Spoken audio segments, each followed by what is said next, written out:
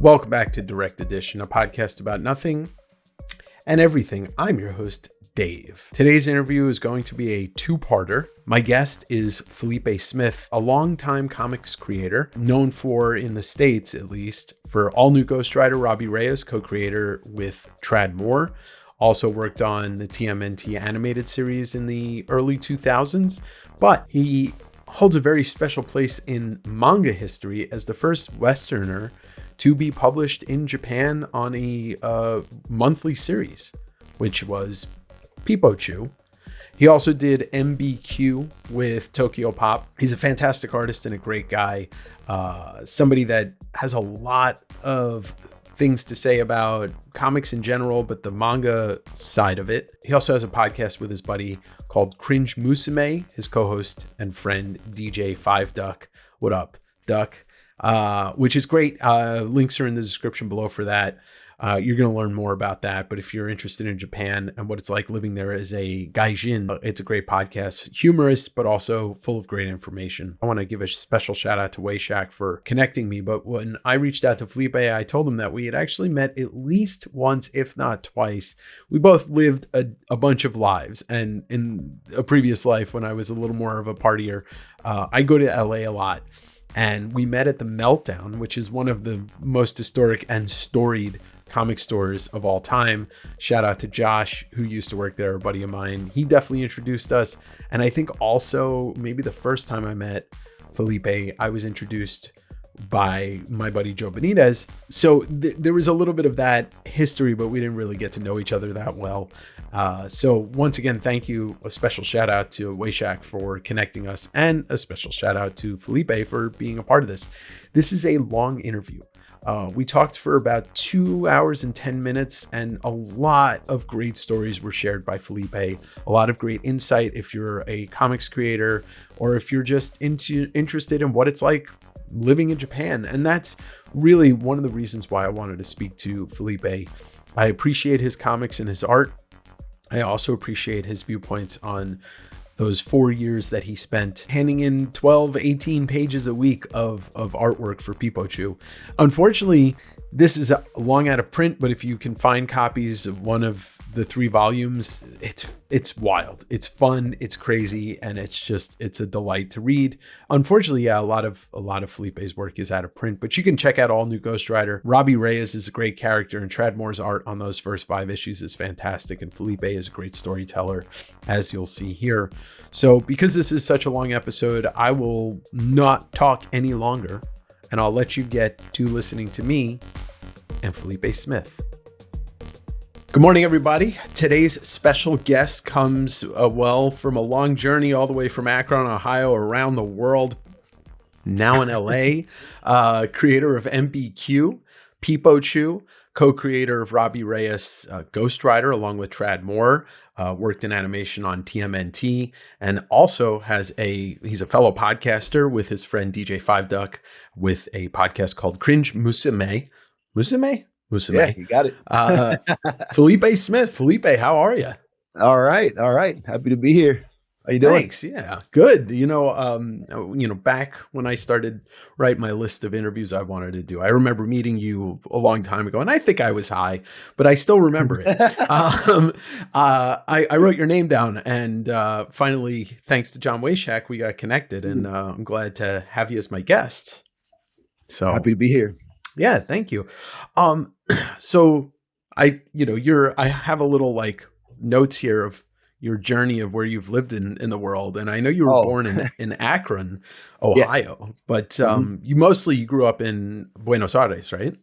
That's right. Yeah. I left Akron when I was 5. My whole family, we moved to Buenos Aires, Argentina. And then from age 5 to age 18, I did all my schooling in Argentina and then came back to the US for college. And I went to Chicago. Right. In Argentina, what was your first exposure to American comics? Was there any? Yeah. Well, I was a latecomer to comics. So I was already around 13 or 14. I knew comic book characters, but I knew them from the cartoons. So I knew like, Spider-Man and his Amazing Friends with Firestar and Iceman. And then, X-Men and those I found out. Actually, the X-Men I found out about through the Spider-Man. There's one episode where it was Spider-Man and his Amazing Friends, and then Wolverine was there, and and then Juggernaut was the enemy. And then they finally get the helmet off of him, and then so that's how I learned who the X-Men were. But it was all through cartoons from the '80s. My first comic was the first comic that had an impact on me. I remember it. Man, I always mess. It's either Mad Dog or Red Dog. I think it's Mad Dog. It's Mad Dog. Yeah, okay, with he's got a hockey mask. And he's got a jersey with the little red dog on it. So it is Mad Dog. Yeah. But it's a red dog. And that's why I keep thinking Red Dog. Okay. And he had camo pants. And then it was the comic I saw. While I was in Argentina, access to American comics there's not much access to American comics at all. And also comic shops. There weren't comic shops everywhere. Eventually, in high school, I learned that there was one in downtown. So it would take me like 2 hours to get there, but I'd go there and look, and just look at stuff also because the prices were exorbitant because they were all imported.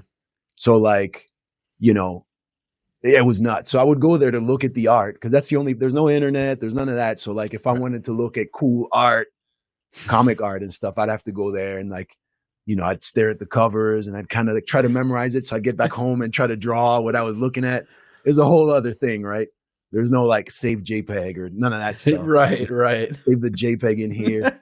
But I think Mad Dog was the first comic and that really struck me. And it was just a character who was like a mercenary, killer, just drops into a building and just takes everybody out. He's got 2 Uzis and he's got a Rambo knife, and it was all silent, but you could tell exactly what was going on. And it was really choreographed very nicely. And that really struck me. I was like, yo, because as a kid, my mom was like, comics are for dumb people. Right. She wouldn't buy me any comics. She's like, no. And I would get, illustrated kids books, which was cool because I think style wise, for art, I kind of had a different foundation than most, maybe a lot more comic artists. They see Spider-Man or they see something and it's just lights a fire in them that kind of lasts their whole trajectory as an artist, and it really informs their style and stuff. For me, I was looking at a lot of watercolor illustrations and kind of kids book type stuff. No real action, more expression and cute stuff and kind of funny or kooky type of art. Each page is almost it's got to be all storytelling in just that one image. Exactly. Yeah. And so then when I saw comics, I had a friend who collected them. I was like, oh snap. And then it was that, and then it was the X-Men, and it was the Uncanny X-Men written by Claremont, maybe? Claremont, yeah. And the artist was Mark Silvestri. Okay, and it was Mark Silvestri before he kind of he's got a different style now than he did in the 80s when he was doing X-Men. He was a lot looser and kind of and also Rick Leonardi was another artist. That's Same thing, Uncanny X-Men. They both had kind of they had the anatomy and all the proportions and stuff of comics, but they also had a loose, kind of nice line weight, kind of a little bit animated, a little bit realistic, kind of it flowed back and forth in between things. And I thought that was awesome. And then of course, I discovered, what a lot of people my age, it was, it was a bunch of different art styles that I was like, oh, there's a lot you can do. So, there was Frank Miller, there was Jim Lee, there was Todd McFarlane, Rob Liefeld, the whole pouch, gritting teeth, lines everywhere, just giant muscles and pouches and gigantic machine guns and stuff, all that stuff got me. Guns that no human could hold. Yeah, all that stuff. I was the right age for all that hype. It got me really pumped about comics. And then of course, Ninja Turtles. Right. When I saw the comics, I tell my friend, I was lucky to work on the 2012 show. And I went in doing storyboard revisions and ended up doing character design for the show for about 3 years. Nice. And the show went on for 5. But our show director, Ciro Nieli, who basically, hired me on and everybody else. And it was a show with 106 artists. So it was a big crew. It was everything: character designers, board artists, layout, effects, textures, because it was a CG show. Just a lot of different moving parts. Modelers that would model the super like detail intense like turns we would do for the characters. Wow. And so, he I think he was kind of the perfect guy to run this show. He grew up with turtles. He grew up working at his parents' pizza shop. He had a family pizza shop. Like, I mean, that's awesome. He was in Philly, so close to New York. Like everything. I mean, like if you were to hire a guy to do a show to like pay homage to like, all the iterations at that point that there had been of Ninja Turtles, and someone who really understood it, a real fan of the comics, like Ciro Nieli was the guy. And I learned a lot on that show. But I always tell him, like, I had the ultimate best scenario for Ninja Turtle discovery as a kid, because I must have been like 8 or 9 when I discovered, the cartoon was coming out. Yeah. And then, the live action movie. And I think I might have even seen, because I was in Argentina, I might have seen the live action movie before the cartoon or around the same time. But I loved the cartoon. It was goofy and whatever, it was for kids, but I was a kid. So I thought it was awesome. And those designs, man, I still draw Ninja Turtles, and it's insane. Like it's still like those shapes and that combination of things is still appealing to me, at my age now, which is crazy. But I saw it as a kid. It was the best thing. I just drew that. That was my life. The toys were awesome. And then around the time where you get to be like, turn 12, you're getting close to being a teenager. All of a sudden now you're too cool for school. You're like, that's for babies, whatever. And that's when I visited my cousins in the U.S. It's my first time back in the U.S. since I was 5. I turned 12. And I remember that summer because I learned that there was a Ninja Turtles comic. I had no idea. And when I saw it, it blew my mind. My cousin was like, "You ever read the comics?" And I'm like, "There's comics?" And they're like, "Yeah." He's like, "They're all, it's like, it's violent and there's blood and there's killing and it's gritty and dark." And I was like, my head was exploding. And then I saw it. Yep. And dude, my favorite Ninja Turtle was always Raph. And now they all had red bandanas, which blew my mind. It was Team Raph, And I was, so now I was in with the comics and and that's when I started getting into comics a lot. It was also the Ninja Turtle comics. So I drew those. That summer had other highlights. I discovered that there was a Transformers movie, which I did not know about. Yeah. Blew my mind. That first scene when those Autobots get taken out, like right away, like just head exploded. I found out there was a G.I. Joe movie, which I also saw. That's right. I saw Gremlins 2. I was a big Gremlins fan. Yeah. Gremlins 2. What a fucking movie. RoboCop 2. Same summer. Total Recall. Yeah.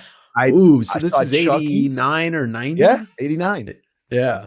Chucky had come out. I saw that movie. To me, that was kind of like a brain expanding summer back in the US and like seeing all these things. So, going back to your original question, which was comics, I totally took it like. No, but that's great. That story, all of that.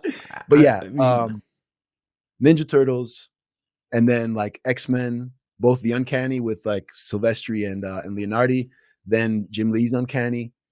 I think it was Uncanny also with Jim Lee. It might have been just X-Men. Yeah. No, that succession was Romita Jr., Leonardi, Silvestri, Lee.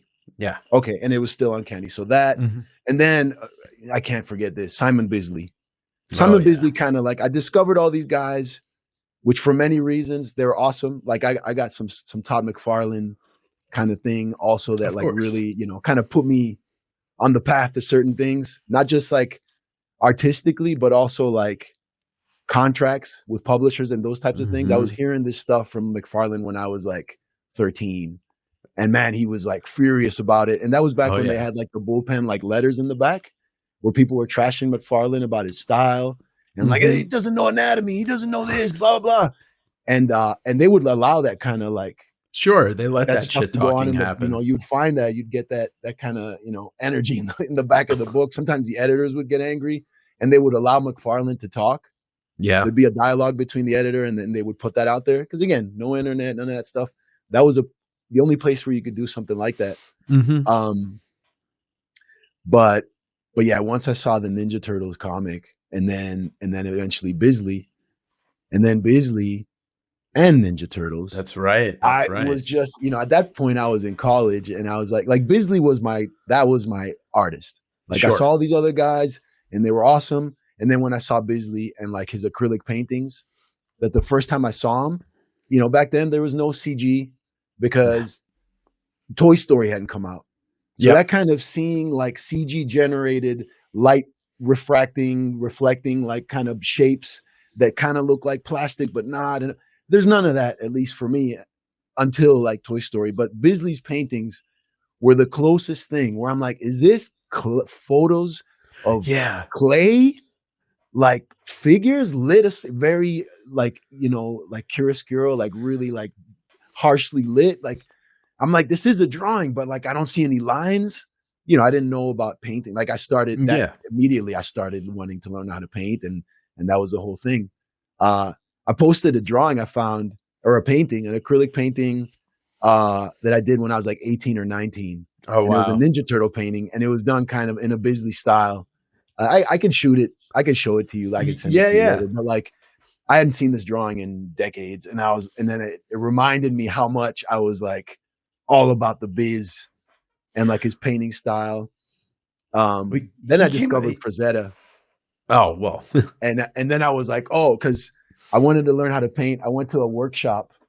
I was 15, and the guy at the workshop, he basically, it was a workshop that a guy had. He rented out like a studio space, and then he would have like high school kids and like adults, and just a kind of a varied group of people who wanted to do different things. So some people wanted to paint, other people wanted to draw with graphite, a bunch of stuff. So he would teach multiple different kind of like skills depending on what people wanted. Yeah. And so I just told him like, this. I'm like, Bisley, this is what I want to do this. And he was like, oh, okay. And he's like, do you know about Frazetta? And I'm like, no, who's that? I'm like, I just Bisley right here. And he's like, I think you'll like Frazetta. And then he pulled out some art books. Sure. And my mind was blown. I'm like, yo, this is what Bisley's doing. He's doing his own version of this. Mm-hmm. But, the layouts, the whole like, central piece of like someone, fighting, and then in the bottom you got like things wrapping around. You got like a big moon or something in the back. You got a loincloth, half naked woman at the feet. Yeah, it's hugging the leg. Giant axes, and all the mounds of slain enemies at the bottom. Yeah, so that type of stuff really got me into comics, and that makes sense. I mean, especially with Bisley coming, on strong in the late 80s, early 90s, what we were seeing in America with, you see the Lobo stuff, but like you said, body count, with Raph and Casey Jones doesn't look like, I mean, I always looked at Bisley thinking like, this is what fine artists look like when they are a gruff dude. I didn't know he was like this big dude and was always like kind of like a drunken brawler type human, but that's what his art reflects. It's almost like he's a character and this is his art. Mm-hmm. How many, what do you think? Do you find that like art kind of tends to reflect the artist pretty clearly, like once you get to know them and stuff? I think certain artists do. I think some of the artists take on, when I look at, they take on their influences as much as they are their own person, but they are. But then I find, yes, there are people that really do reflect what they look like and what their personality's like and how they carry themselves. And I don't mean that in a negative way. I'm like, like you, I only know you really from like friends, but also from like watching you on your podcast, but your art style is a lot of who you are, but also you gave me a huge piece of insight about 10 minutes ago, thinking about your art style in Peepo Choo. You said you had to internalize all of the stuff you were seeing because you couldn't buy it. So your imagination took your style of what you were seeing, and it seems like your imagination just did the rest of it, which is for Peepo Choo, for everything. Like the way your art looks like, you're telling me like you have to memorize what the stuff looks like, and then you're going home and drawing it as a kid. Yeah. Your imagination's filling in the blanks, and that's your style, is where your imagination fills in Man, those you know what? blanks. Yeah, I didn't mean to cut you off. No. No, I've been thinking about that lately. Like, all right, so a lot of my artist friends, they have certain movies or certain animations or whatever that like those are their like favorite of all time, and they'll have like a mandatory viewing Mm-hmm. however many times a year. So sometimes it's one time a year, sometimes once a month or whatever, right? For whatever reason, which I can't understand, I've thought about it, tried to figure it out. I There's things that I like, and for some reason I time capsule them. I'm just like, yo, I remember when I was this old and I love this thing. And I don't know if it's fear of like it not being the same or not how I remember it or whatever, but I'd never go back. Like there's movies I love. I just I don't want to watch them. I mean, like, it's not a fear of anything. Like I've also invested in like, I've been writing a couple different series ideas for the last couple of years. And usually I would stick to one and just do it. But this was like, these ideas hit me at the same time. And I realized that they're different stories. They're related theme wise, but they're telling different things. So I had to make them separate stories. And as I write them, they start becoming more and more their own thing because they do have their differences, even though they started from the same point, right? Sure.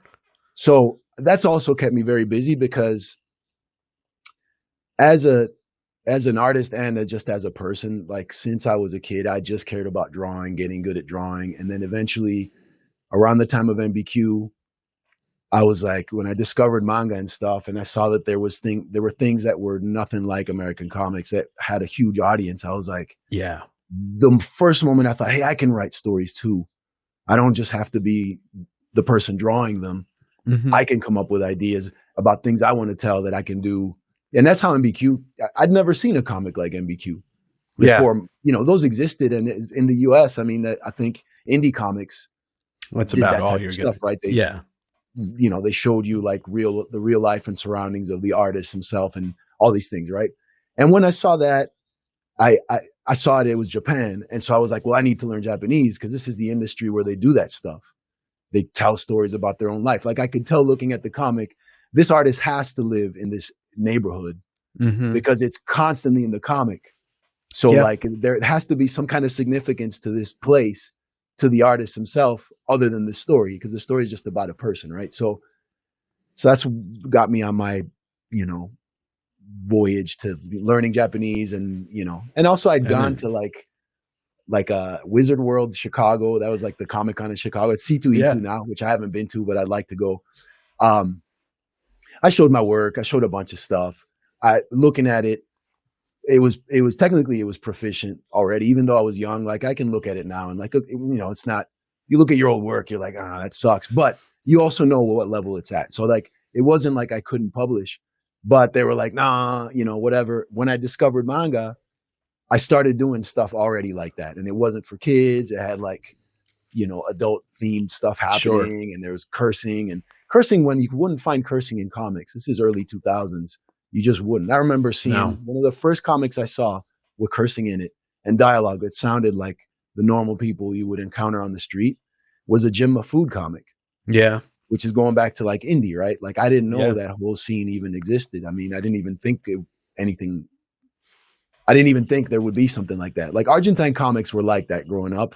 They were super just real, just filthy. It makes me think too, like I'm trying to think of the first comic that I could think of that had Sin City maybe, and then mainstream, even though it was indie, Walking Dead. And that's that's early 2000s, like you said. Right. Yeah. And things changed. Sure.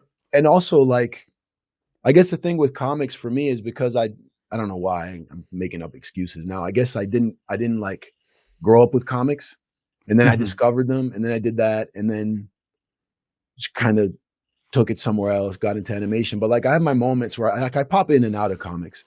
Like I don't stay up on what's going on. Like, where I've got many friends who do. They're always, no matter when, they're reading some series or they're doing something. I'll pop in, I'll ask, friends or somebody that I know, like they understand like the type of stuff that I'm into, and they'll hit me with like a couple things, like, oh, check this out. Right. But yeah, the whole indie thing, I had no idea. And then even like manga in Japan, like, you know, when I was over there, I was looking at what was going on. I had my things that I liked that I would get at like, you know, there's Mandarake, like a used bookstore in LA. Like I think it was like Torrance or something like that. And that Japanese friends would drive me down, would look for books there. There was also West LA, like the Sawtell area where I used to work at the karaoke. There was another like Japanese bookstore. So I would buy like older stuff. It would be from the 90s or 2000s. Like it would be, you know, maybe probably on average a decade earlier than the time I was living in when I was getting them. Right? And then I would get, if I'd find a creator that I liked, I would start looking for more recent stuff. But, you know, that's kind of what I had. Then I went to Japan. And then while working, I was seeing what was going on. But then I came back from Japan and then kind of like, no more manga. Like I just kind of like, just kind of zip that close and like rip the Band-Aid off and never look back. Yeah. So I don't know if you've spoken to any artists that are similar in that way or not.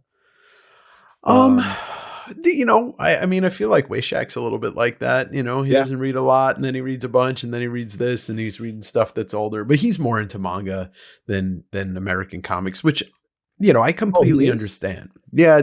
Oh, 100%. I'm gonna have to talk to Wayshak. Wayshak? Yeah. Yeah. John definitely talks more about enjoying manga. I mean, he was telling me, I think recently, like he's still reading through Slam Dunk. And he's still enjoying, you know. He likes the pacing and the character development. Yeah, I think the storytelling in manga is such an interesting, like if we're just balancing it against just a North American style of storytelling, not even just in comics, but if we're talking about across the board, manga is such an interesting thing because, yeah, you pick up a book and it's like, you don't put it down until you're done reading it. Like, that's it. Yeah. Like, it's hard to put a bookmark literally in a manga. Yeah.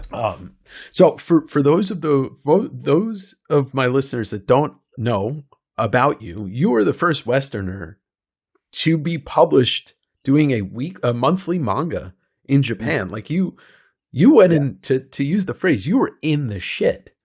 And ducking, trying to avoid shrapnel and bullets and everything. and you know, the kayfabe interview really covers, I mean, you guys did almost 5 hours, and, you know, Cringe Musume, we'll talk about that in a little bit, but just, I wanted to know, like, going in and moving to Japan, what was the first, like, biggest culture shock that took you a while to get used to in daily life and then also working? Well, the first thing was just the minute I got out of the airplane. I've mentioned this before, but how quiet the airport was. There's thousands of people in there, and it's like a library. And I was like, whoa. And then I left the airport, and wherever I went, it was just generally way quieter than LA anywhere. And then, you know, more and more things, just everyday life stuff is very different. The pace, I guess I'm covering auditory things right now because that's what I'm thinking of. But like, okay, quiet in the airport, but then TV is just screaming at you nonstop, like screaming at you in a high pitched voice, you know, like just minasan konbanwa. Like it's all like that, and it's just, that's entertainment. That's I realized later, like, you know, being Japanese, living in Japan, we're, you know, just maneuvering Japanese society has a lot of stresses, and there's a lot that's expected of you socially as a member of shakaijin, or like a member of society in Japan. Right.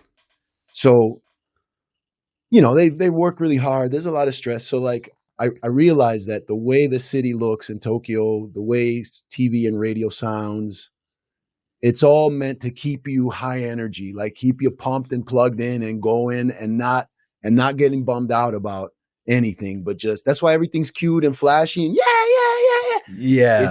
It's just a device to keep people going and stop you from thinking about the things that are really weighing on you. Yeah. And it works. You know, you go out and drink after work every night, and then, you know, the next morning everybody's kind of but, you know, coffee and just like, you know, and one thing that's a huge phrase is ganbatte kudasai. Ganbatte kudasai, there's not like a perfect translation in English, but it's like, it means try your best. It means work hard, try hard, it's also a supportive thing to say, like, okay, you're going to work hard. You're going to try hard. You're going to do this thing that's tough, but like, we're behind you. And that's why we're saying this. Ganbatte kudasai. You'll hear it a million times, especially if you're working in Japan. You're going to hear it multiple times a day. Sometimes if somebody asks you how you're doing, you just tell them like, ganbatteru kanji, ganbattemasu. Like, I'm working hard. I'm trying. That's something that's like really appreciated and respected in Japan. And if there's a word for it, gambariya-san. Gambariya-san is a person that always tries hard and always does their best. And so that's really respected and appreciated. I think it's a necessity to appreciate those things in a society that works the way it does. Yeah. Right.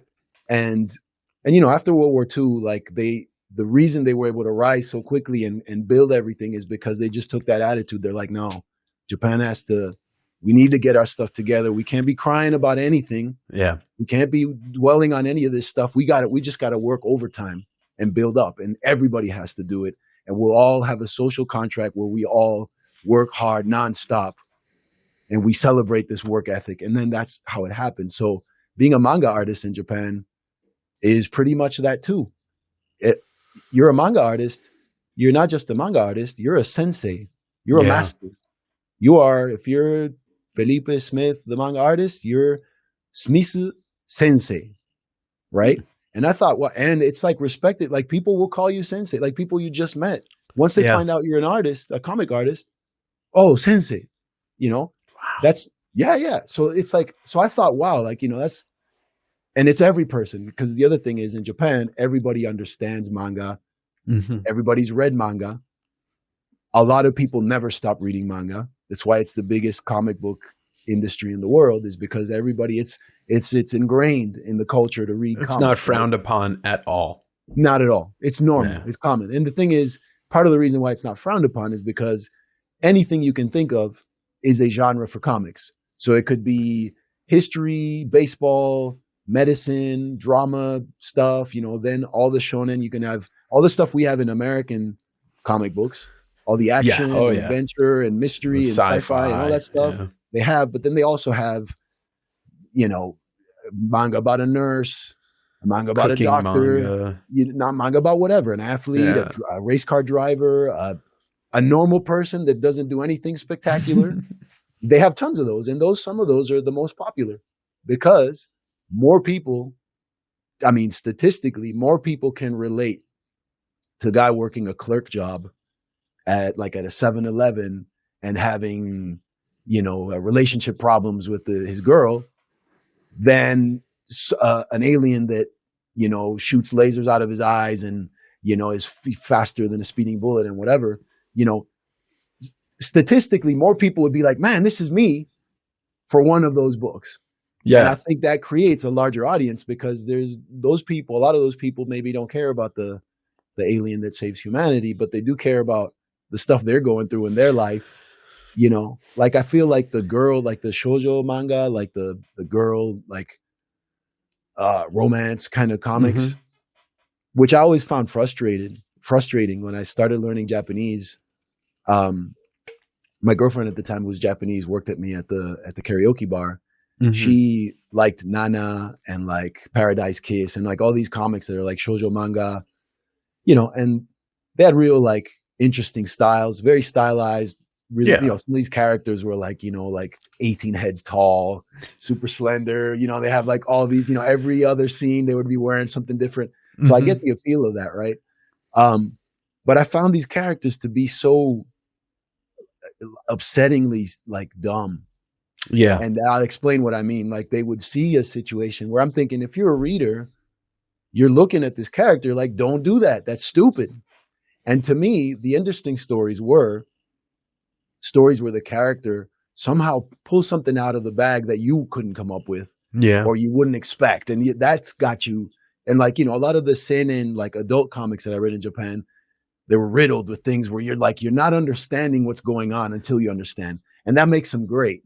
That's great storytelling. It's like, if you can have your reader trust that you're taking them somewhere with an actual ending and a meaning to what's going on.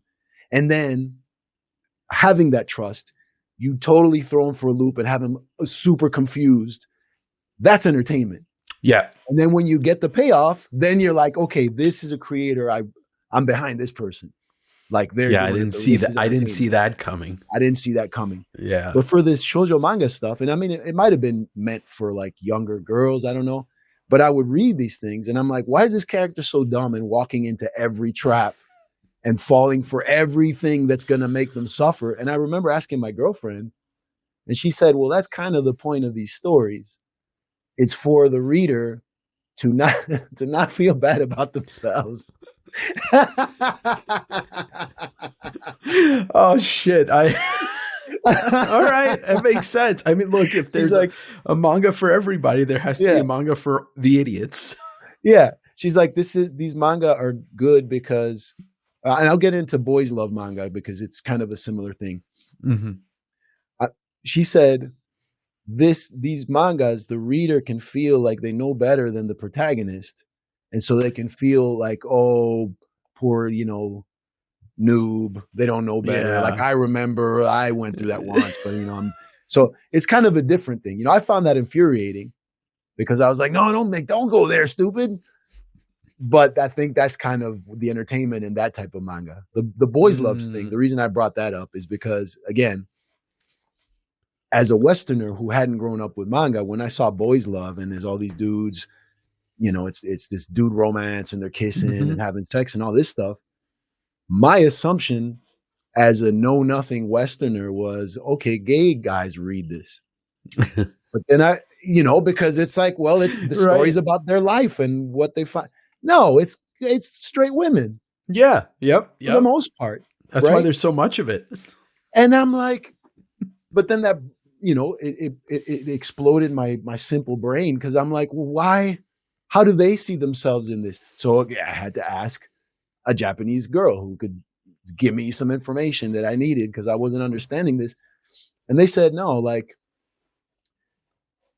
if you're a straight girl, you like cute, handsome guys that go to the tea shop and eat their little strawberry shortcake while wearing like some awesome insert whatever, like designer brand of suit jacket and tie and whatever. Like you get to see like a really well put together, handsome, tall, broad-shouldered, perfect hair guy.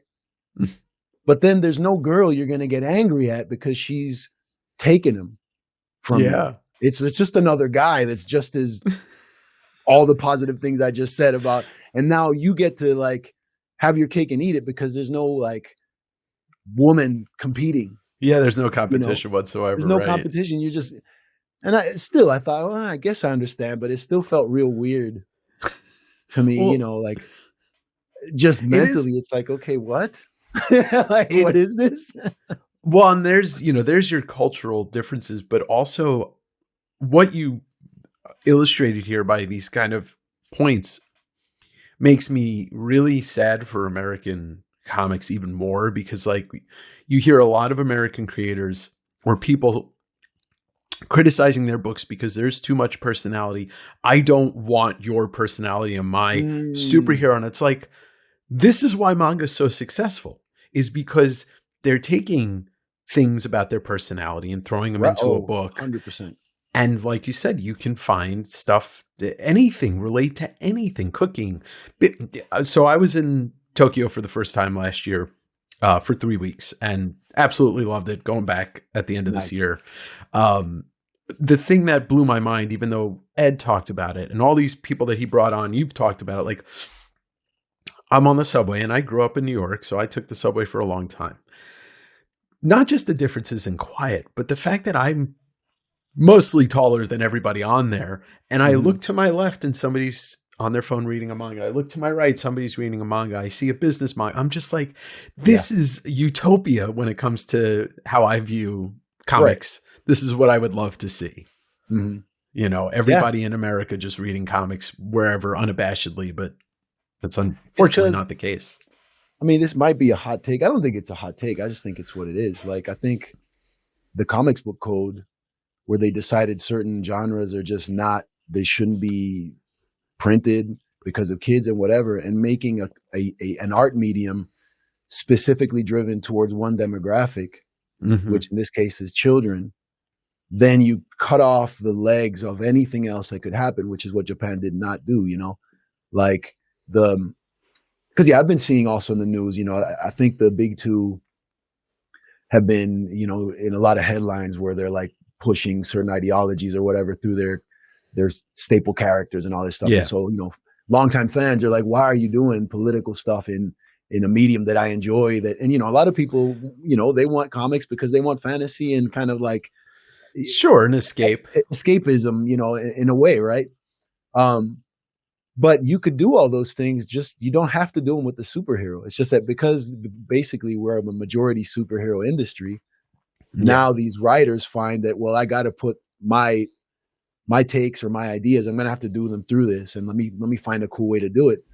If we had the option of just saying, no, you can write a story about being whoever you are in whatever situation you are, and then you have a style that's appealing and a story that's engaging, that's it. You don't need capes. You don't need powers. You don't need anything supernatural.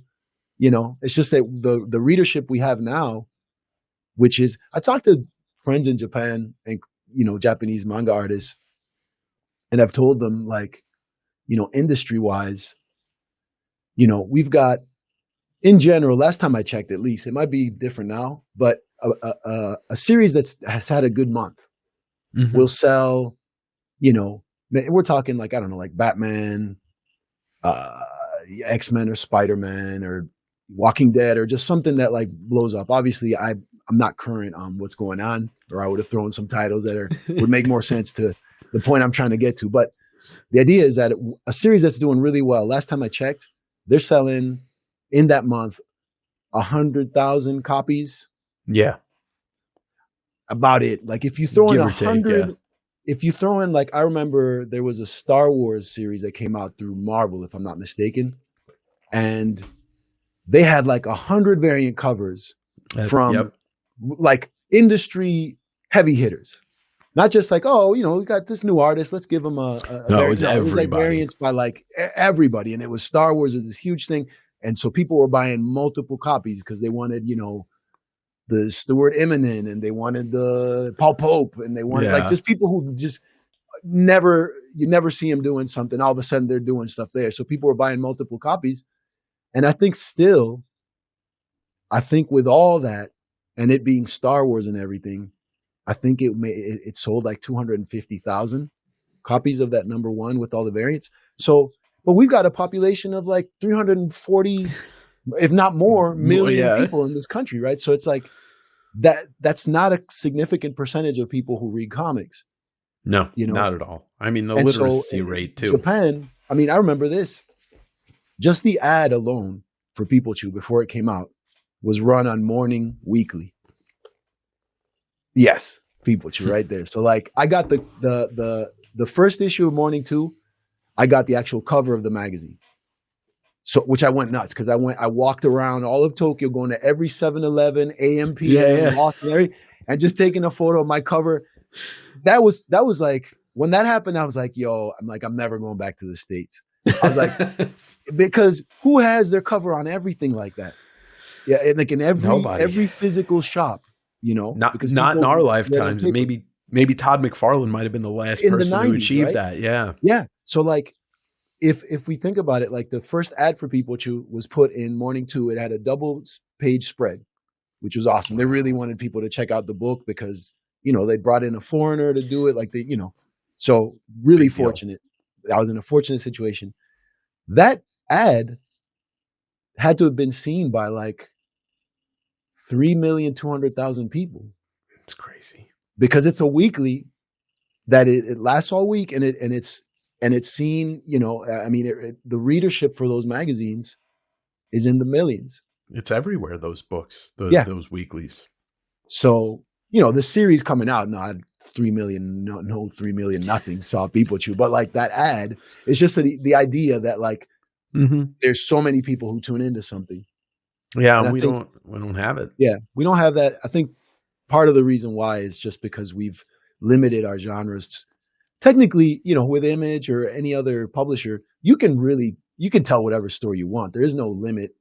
There aren't editors now who are going to tell you no. Yeah. They'll let you do it, and maybe if you can't market it correctly, they'll let you fail, because most people aren't even aware that there would be a comic that doesn't have a single punch thrown or any kind of action or high stakes something, because here it's like, it's a comic, it's got to be fantastic and over the top. I mean, or else why am I doing this? And the funny thing is that people don't know that certain movies that have made, a lot of money or, won awards or been turned into TV shows that aren't superhero movies are based off comics, and that don't have that flavor to it. Road to Perdition is one that I always think of, which was a Tom Hanks, a beautiful movie. History of Violence, which was made into a Cronenberg movie. Like those types of books that don't have a single superhero, like the violence is real grounded. But even if, you think about it, if this country treated comics in the way that Japan treats manga, the two guys that would probably be the most famous people on the planet or in this country would be Los Bros, would be Jaime and Beto. Because when you think about it, like, they're making a comic that crosses every genre that exists, from wrestling to science fiction to everyday life. And it's like, that's those guys would be, they would be gods in this country if they were treated like mangaka were. And it makes me incredibly sad, but can't. I mean, I think it can. Let me put it this way: like, at least, I mean, this is an example right here. We're doing a video where you have no idea who can see this. People have access to it very easily for free. In terms of what the format will be, like whether comics will expand its readership somehow, because it's also a cultural thing. I don't know if the US has so much of a reading culture as Japan does. No, not anymore. And, and then in Tokyo specifically, there's a lot of not just Tokyo, but there's a lot of train traveling going on. Yeah. So it's something to do while you're on the train. And so it's just become a thing, right? But people read in general, not just comics. They'll read more newspapers, magazines and stuff than the average American will. Where I think we're more of like a TV culture. Sure. And now TV is kind of shifting, like regular, like kind of like legacy media stuff, whether it's late night talk shows or like the news or even sitcoms and stuff, is it gets changing. It's more online now, and it's more, I wouldn't even podcasts. Say. Yeah. Podcasts have been, especially the last couple of years where people were like kind of locked in. It definitely created a boom. But yeah, I'm wondering, comic wise, like you got web comics, you can find them everywhere. I wonder what would be like an impetus to have it like blow up again.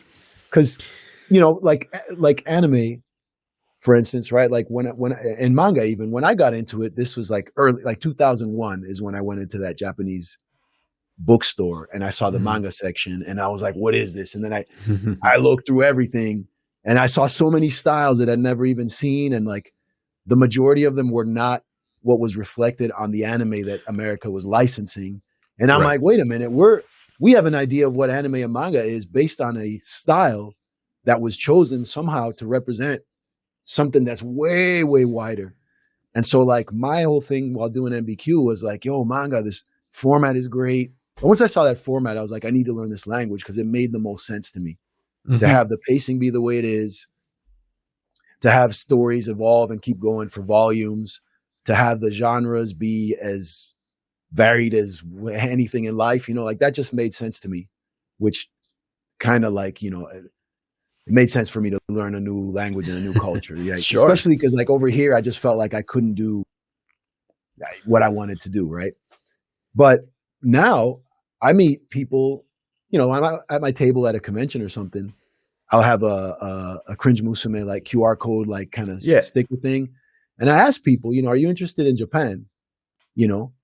And pretty much everybody's like, yes. That's mind blowing to me now. Like they're like, yeah. And I'm like, oh, I do a I've got a YouTube channel with a buddy of mine. We talk about Japan, pop culture, manga, anime, music, everything, relationships, food, like just in general. Yakuza.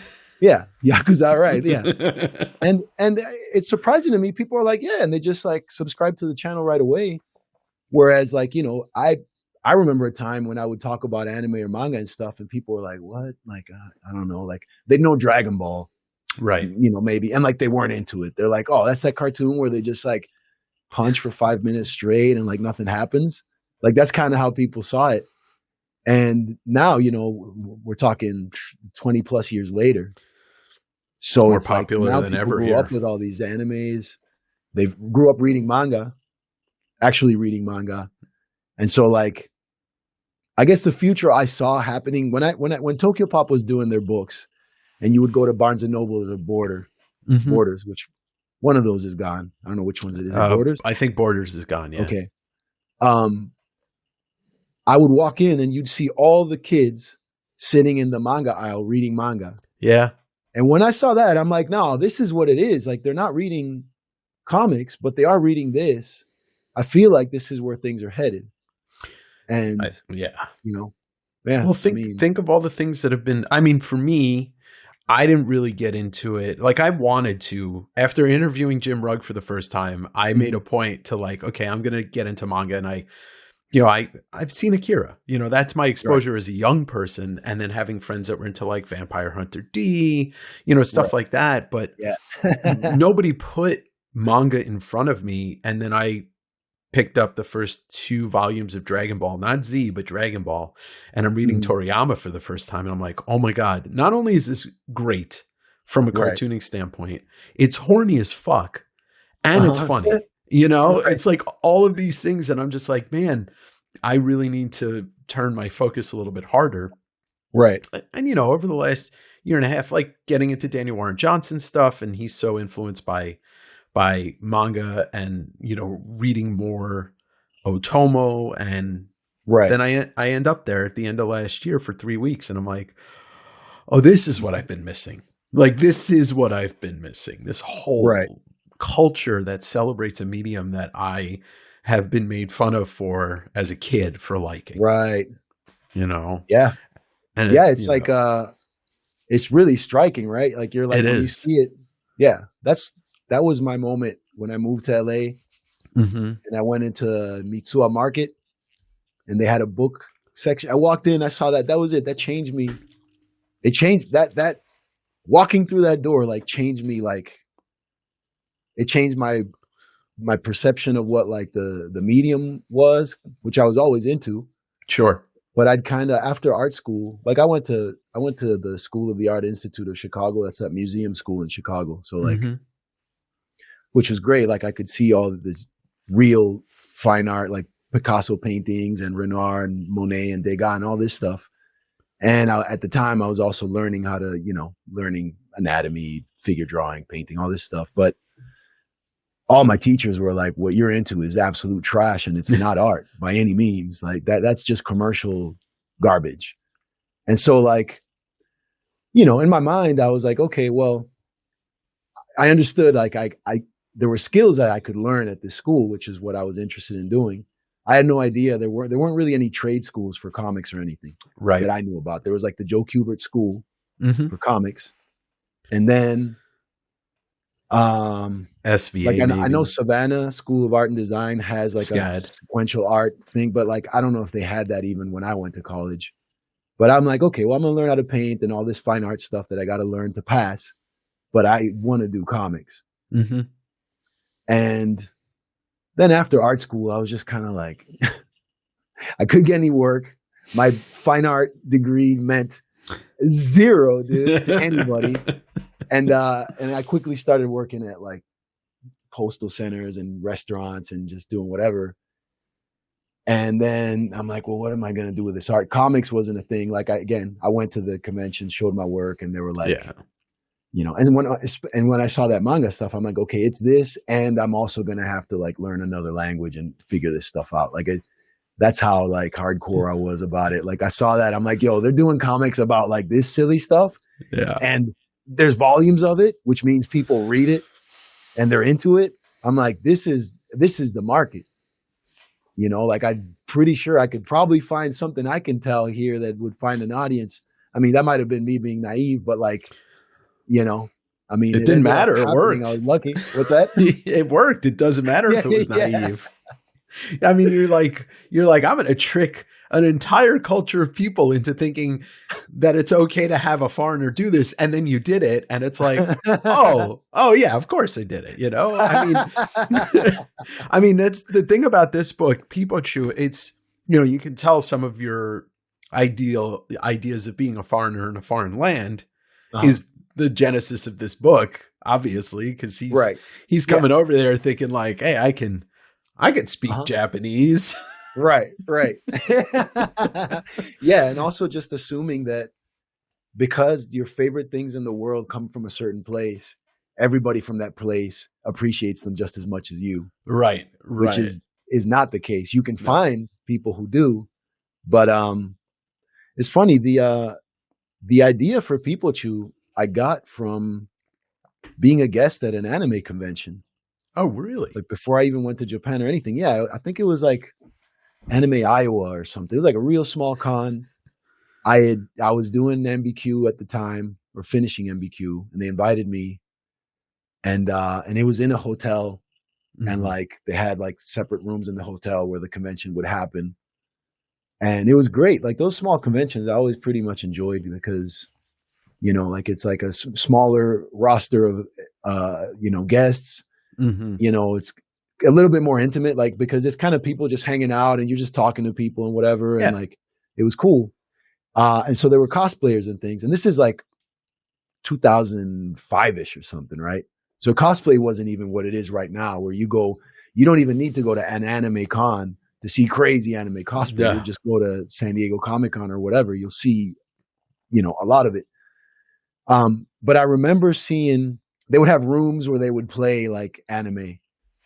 Again, this is pre-streaming or nothing. So it's like they would just project them on VHS or DVD and people would sit in the room and watch. They would watch like 3 episodes of one thing or another. Yeah, because that was the only way to see it. That was the only way to do it. And it was like people were pumped and they're just sitting there and cheering. It was something completely different. And I remember seeing people in cosplay talking to each other, like having dialogue in Japanese. And at that time, I already worked at the karaoke. I had already worked at the karaoke for 3 years. I spoke Japanese, and I understood the excitement of like liking Japanese stuff and wanting to be able to understand Japanese and do things like, you know, the characters you see in your favorite thing or whatever. So I'm seeing these kids do that, and you know, their Japanese was super weird because it was based off of anime. It was learned from anime. It wasn't real Japanese that Japanese people use. It had all the gestures and weird stuff from a cartoon, which it's confusing because Japanese people do use some of the gestures that you will see in anime. Sure. They mix things. Like I'll make an example, like people will do this thing. That's a real like forced, that's like a weird cartoon thing, but they'll do it. They'll do it. Like they messed up on something. Go man. They'll do that. Yeah. So you see that in the cartoon.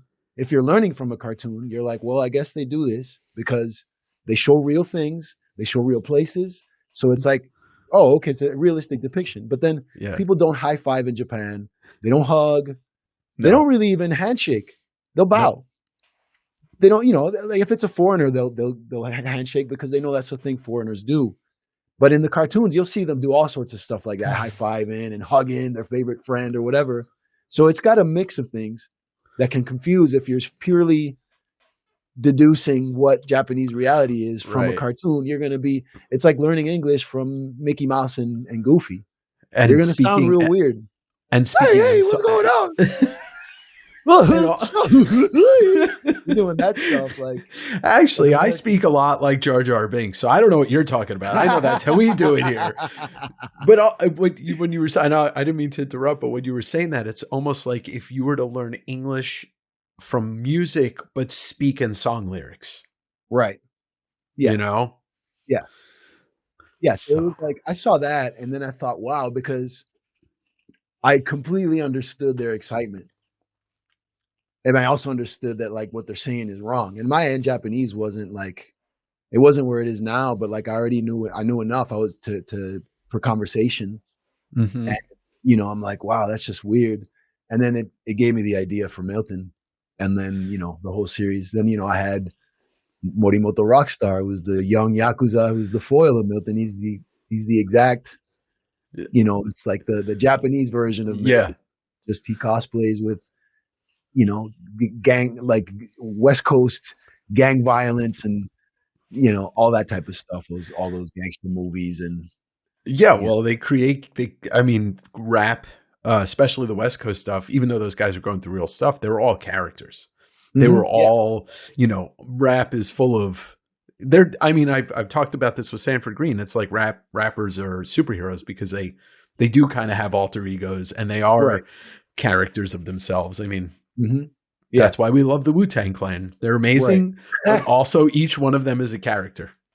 Also, a lot of those, I see it definitely in the East Coast rappers, big fans of classic comic characters. Oh yeah. They'll put it in their lyrics. They'll devise it, you know, MF Doom, you know, they'll work it into their persona somehow, or like they'll have it in their album covers. You know? It's part of their, that's one of the few, I think pro wrestling, and I'm sure Ed would have agreed with this, pro wrestling and rap are one of the few pieces of American culture that really embraced the superhero comics, all of that stuff. Right. Yeah, definitely. And kept it going. Yeah. And I didn't grow up with either of those growing up in Argentina. So I discovered that in college because I had buddies who were into wrestling and were into comics and into rap. And then like and they would play certain songs for me and the lyrics were about like, you know, Fantastic Four or Spider-Man or about what they're going to do to you when you fight. And then they're bringing out all these like comic book kind of references and stuff. And just their monikers, you know, just using, you know, Johnny Blaze and all these like names. You said, MF Doom. Yeah. So yeah, I found that interesting. And hip hop in general, I found that it just had a lot of elements of like childhood things. Yeah. They held on to their, you know, even if it was, they were singing about, you know, rough life that they were living or whatever, they still held on to that childlike innocence that we all kind of hold on to with the things that we love or the things that influence us to do what we love. Right.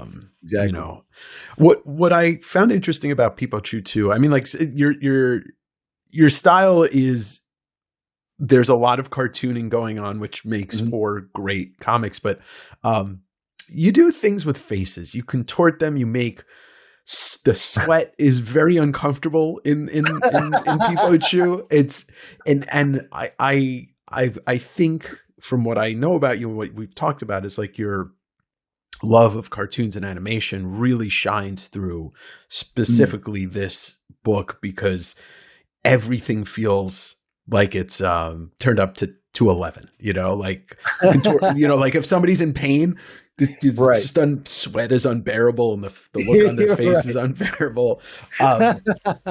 Did you, cause I, you know, I'm not a student of manga, but did you get a lot of people like talking to you about that? Like, oh, this is a little bit more unique than we're used to in Japan. Where in Japan? Yeah. Not at all. No, because there's tons of that in Japan. Yeah. There's tons of, like, I remember my editor telling me, he really liked that about my style for this story. And he's like, like really lean into that. Like, he's like, this is hilarious. And I've always liked really expressive stuff. I mean, that going back to Simon Bisley, like that's one of the things I liked about his work was that it was all like it was just like super veins popping, like, oh yeah, you know, veins on top of veins. Yeah. Veins on top of veins. A lot of these characters, they're just in flexing poses. Yeah. You know, like if you ever seen like Flex magazine or like Mr. Olympia type stuff, you know, there's certain like poses that like Bisley's characters were like holding poses, like just like they're holding like a gun, but they're really flexing their biceps. Like it's just they're clenching their asses and they're flexing their biceps. Yeah. And like, I mean, that's also an 80s and 90s thing. Like 90s was about it being extreme and stuff. Yeah. Like I'm really into that. I need to get back into that type of stuff. Like I feel like there's like like a visceral kind of like energy to like depicting things in that fashion. It can be silly sometimes, and it's definitely over the top, but like over the top makes things very clear. Yeah. It helps with comedy, but also, which is something I did in Peepo Choo as well, is when you rein it in and make a real quiet moment where things aren't super what do you call it, stylized, and then more realistic and whatever, you feel a difference. Mm-hmm. Yeah, the So explosion like, of the outlandish. right. So it's kind of a nice trick to kind of like blow things, or push things in a certain direction, and then draw it back in with like something very kind of like subtle or a quiet thing, and then like that kind of actually impacts you more when you're used to all this stuff. Yeah. But yeah, there's a lot of gag comics in Japan. Sure. That's why I wasn't told like, oh, this is interesting, is because that's like classic Japanese gag comic stuff, like the crazy face, eyes popping out, Yeah. drool and tears and sweating and all those things. Like I've always liked, it's like the Tex Avery cartoon stuff with the wolf with the eyes and the tongue popping out. Yeah. And, it's like that stuff I always liked as a kid. I think it's effective. People understand it. They get it right away. It's like a cheat. It's an easy way to tell someone. Yeah. And so, if you go the extra mile, then you can, bring out comedy and kind of devise like a visual language that you and your reader understand. So then you can, because I think in general, comics is just how quickly can you get the reader to be on the same page with you in terms of how you convey meaning. Like, and a lot of what manga is like, it's symbols. It's like very simple, kind of like distilled, like the eyes, like the two things, and the, like, this character is super happy and is enjoying life, and all you needed was like 3 little things. You make a little triangle for the mouth if they're extra happy. Yeah. But it's very simple, and it's kind of like the Japanese written language, like kanji or the Chinese characters, or like hiragana, katakana. It's just, there's symbols that mean things, and when you see the symbol, immediately you have this in your head. So if you can do that visually with things, it's kind of the same. I don't know if that makes sense. It does. And it got me thinking about how, like, as reserved as a society they are, they, as an art form, Japanese really understand how to convey emotion and convey a lot of things that Americans just can't or won't or don't want to or are too afraid to, because society has told us in this country that your emotions don't fucking matter. Yeah. I mean, I think my theory, and I'll bring it back to what we were talking about, creators kind of embodying their art or looking like their art in some way, or vice versa, their art looking like them, or, so number one, that's what got me into manga and wanting to learn Japanese, was just seeing the scope of communication, both visually and I assumed that like written wise, there was going to be just as complementary to like this crazy, very easy to understand art. Right. And which is the case. And then every artist is different how they use their written versus their, drawn storytelling. But because Japan expects so much of people, and you're supposed to behave in a certain way where everyone's supposed to behave the same way, for an artist, like, manga is very extreme. It's a lot of things that are done in manga would just be considered taboo socially. Oh yeah. But in manga, it's fine because it's a story. And like, in some ways, I think about this, right? Like, sometimes you can have a story that's like definitely not the norm. It's kind of out there. It's kind of crazy. And you're not sure how people will take it, right? And that might be the first stage of like self-censorship, which my editor in Japan told me, don't ever do that. But in order not to do that, you have to trust your editor to like understand where you're going with stuff and what you're doing. And so like the relationship between the editor and artist is pretty deep in a lot of ways. Like it, and they feel you out, and and by what I mean by that is like they're trying to figure out who you are and if it's a good connection. And you're doing a lot of like the thumbnails and stuff. You don't just say shake hands and have a series. You're doing a lot of work with this editor until you become like a well-oiled machine, or at least close to it, and then you start. Mm-hmm. There's a lot of back and forth. There's tons of meetings. They love meetings. There's meetings. Anytime they're awake, they want to do meetings. And so you will have an 8-hour meeting, no problem, about your comic, which I thought was amazing. And I thought, this is like such a great opportunity. I've never, this is crazy. And I've had really good editors. I've been lucky. The editors I've had on both in the US and in Japan have been like above and beyond, like really invested in the work, and also invested in me as an artist to try to help me out and like show me ways of doing stuff. And, great. Awesome. But in Japan, it did get to a point where it was like, okay, this editor is so hardcore that like, I can't keep up. And this is my series and I can't keep up. Like, that's how hardcore it is over there. And like, I don't know, I considered myself someone pretty hardcore myself as an artist, like willing to just go like the extra mile, do all this stuff, even, learn another language, a culture, moved somewhere else, just was by myself, working hard. And still, and it might have been those things like kind of wearing me down, all those things. It takes a lot. But then you got this editor that's just like practically uncompromising. That's just like, no, we can make this better. And it's like, like we can, but like I am going to die. Like I need to sleep. I need to, but of course you can't. I couldn't really even say that because there's thousands of people doing that. It's just that, and on a weekly basis, not a monthly one. So it's like, what am I going to be complaining about here? I should just be quiet and right. I'm about to kudasai. Try hard, work hard. All right, thank you for watching that long interview indeed, but full of just great stories. And honestly, I'm going to pat myself on the back. Great conversation. Not that I did a lot of talking, but Felipe did. You could check out his YouTube channel, Cringe Musume with DJ 5 Duck. Easy to click down below and just do it, or just CRINGMUSUME, Cringe Musume. You can follow Felipe on socials. All of that stuff is in the description below, just a click away. He's not doing any cons for the rest of the year, but you can definitely see him at San Diego probably next year and some, LA stuff. For my part, if you're new here, please subscribe. Lots of stuff like this coming around the bend.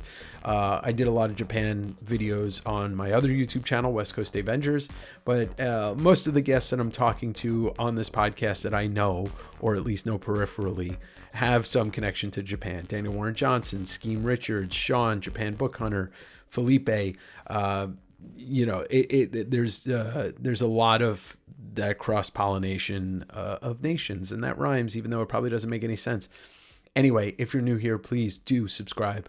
You can rate it on Spotify by giving it a star rating. You can leave comments on Spotify. You can rate it on Apple with a star rating, or leave a a review. On YouTube, you can hit the like button, comment, all that stuff. Share it on your social network, or send it over to somebody who'll share it on Reddit. Send it to a bulletin board. Anyway, look, it's been a long day. 3 hours of talking to Felipe overall. Lots of stuff going on in my head. I'll see you next week on Direct Edition.